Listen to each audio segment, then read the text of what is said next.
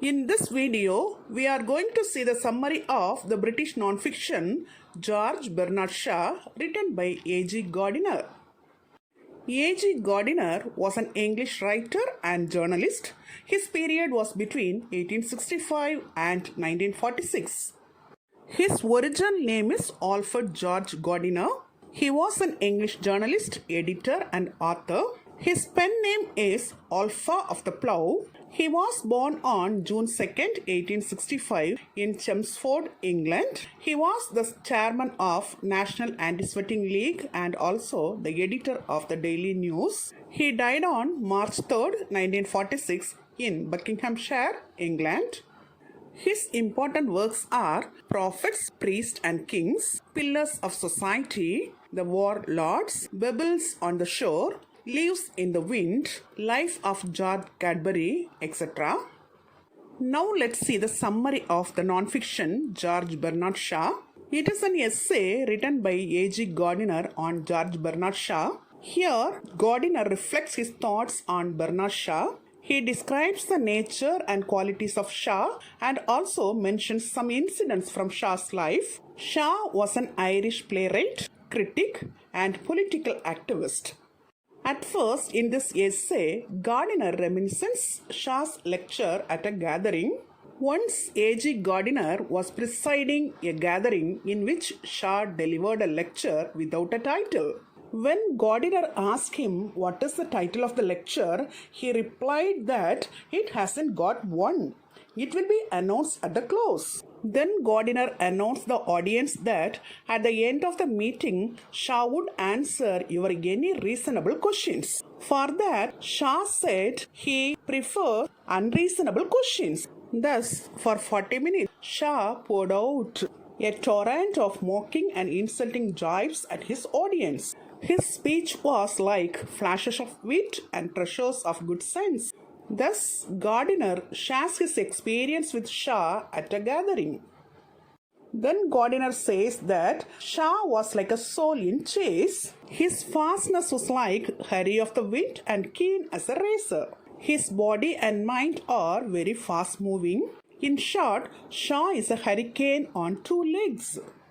Then Gardiner describes Shaw's wrath on the jerry-built society. Jerry-built society means badly built society with cheap and poor quality materials. He ridicules the very English society as jerry-built society and criticizes the people and the society. He whips English people with bitter remarks like sharp stings of a scorpion. Gardiner mentions Shaw as a self-disciplined man. Here he mentions Shaw's strict aversion for meat. He hates meat and so he wouldn't dine with men who eat meat like savages. He doesn't like people who confuse their brains with wine. He hates smoking that pollutes the air with filthy smoke. Thus he proved himself as a self-disciplined man.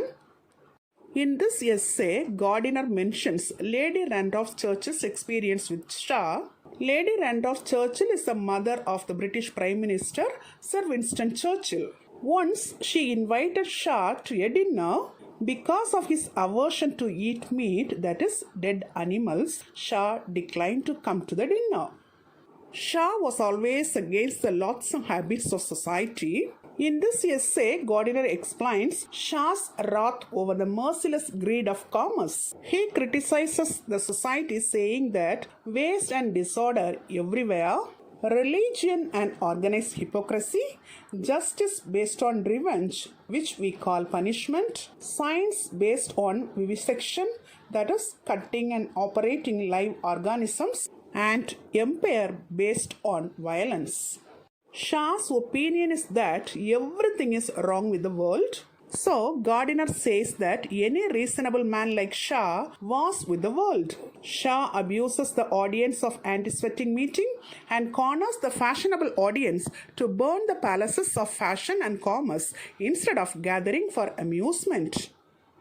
Then Gardiner says about Shah's unrivaled gift of being unpleasant. Shah has a rare gift of being unpleasant. Usually we cultivate false polite behaviors, but Shah has the courage to be unkind and unpleasant to others. He does not stab the people at back. He enjoys giving pain to others for their own good. He never paid a compliment to anyone.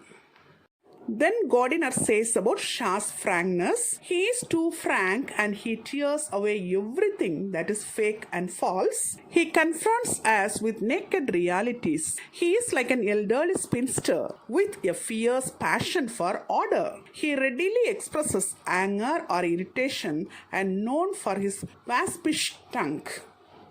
Then A.G.Gardiner explains Shah's assumption on English people. According to Shah, the English people are very worst, dull, unimaginative, full of illusion and incompetence. And also they are fraud, hypocrite, deceptive, excessively flattering, irritatingly self-assertive and self-centered. In this essay, Gardiner gives a comparison between Shah and Swift. Both are satirists, but Shah doesn't hate men like Swift. Shah scorns at their follies, sentimentalities, and superstitions. Shah has no reverence and no respect for the reverence of others. According to Shah, religion is like a fog in the mind that blurs the vision of realities.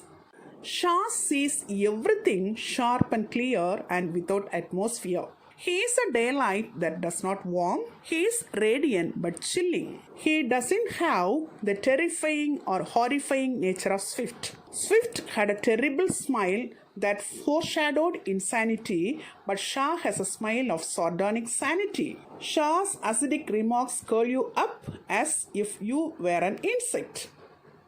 Shah asked the English people to pull down the walls. According to him, English home is Englishman's pride. It is a source of selfish exclusiveness. According to Shah, there is no good from the selfish exclusiveness of Englishman. It should be destroyed. Shah accepts Plato's idea of pull down the walls, that is, destroy the limitations. Shah asked the English people to destroy their limitations like restricted family feelings, worst avarice, selfishness, and greed. Then Gardiner says about Shah's attitude towards money. Shah is careless about a beautiful home, but he desires to have a beautiful city. He is indifferent about his wife's diamonds, but he wants to see his charwoman and seamstress well dressed. If not, he would send them to prison. According to Shah, poverty and illness are the only punishable crimes. If poor people are given penal servitude instead of sympathy, there would soon be a change for the better in the society. According to Shah, money is the most important thing in the world. Shah says that money represents health, strength, honor, generosity and beauty, and the want of money or the poverty represents illness, weakness, disgrace, meanness and ugliness. So he says, flee from poverty, which is the root of sin. In this essay, Gardiner mentions Shah as a preacher in cap and bells. He calls the crowd together with a jingle of jest and preaches his sermon in extravagant satire. He is himself his own gayest comedy. He became the idol of the intellectuals and the most charming and engaging figure in English-speaking world. According to Gardiner, Shah remains unchanged with riches. He says that riches poured into his lap and he became famed throughout the world, but he remains unchanged with all his riches and fame. He is a gentleman of fortune living upon his wits. Gardiner mentions Shah as a man of irony and jest. According to Gardiner, Shah is a dualist. He is a man of irony, jest, and diabolical self-composure. His wit is as swift as the lightning and as happy as the song of birds. In this essay, Gardiner portrays Shah as a revolutionary. Shaw has worked a revolution on English stage with the smallest dramatic equipment, little imagination, and a slight instinct for character. Shaw has made the contemporary English drama a vehicle of ideas. He brought the English drama into relation with realities. He became a playwright to preach his extremely unorthodox sermon. He propagated truth that is blinded by familiarity and convention. He denounces conventional morality because he is so fierce a moralist. He denounces the law because of his passion for justice. He has such an enthusiasm for humanity. According to Shaw, sickness of the mind is caused by the false and vicious social system. He is astonishingly sane. His political writing goes more ruthlessly to the heart of realities. Gardiner describes Shaw as a tonic of his time. According to Gardiner, Shaw is the tonic of his time, very bitter to the taste but stimulating. He clears the mind of hypocrites and clears the atmosphere of fog, that is confusion. He is admirable in small doses. He is against everything and never accepts with anybody or anything. He rests on himself secure and self-assertive. Behind his scornful smile there is a sensitive heart. But he is ashamed to reveal his sensitive heart to others. Gardiner concludes his essay with the words of Shaw. It says, "I am of the opinion that my life belongs to the whole community, and as long as I live, it is my privilege to do for it whatsoever I can. I want to be thoroughly used up when I die, for the harder I work, the more I live. I rejoice in life for its own sake. Life is no brief candle to me. It is a sort of splendid torch which I have got hold of for the moment, and I want to make it burn as brightly as possible before handing it on to the future generations." With this statement of Shaw, this essay comes to an end. Till now, in this video, we have seen the summary of the British non-fiction George Bernard Shaw, written by A.G. Gardiner. Hope you would have understood it very clearly. Thank you for listening.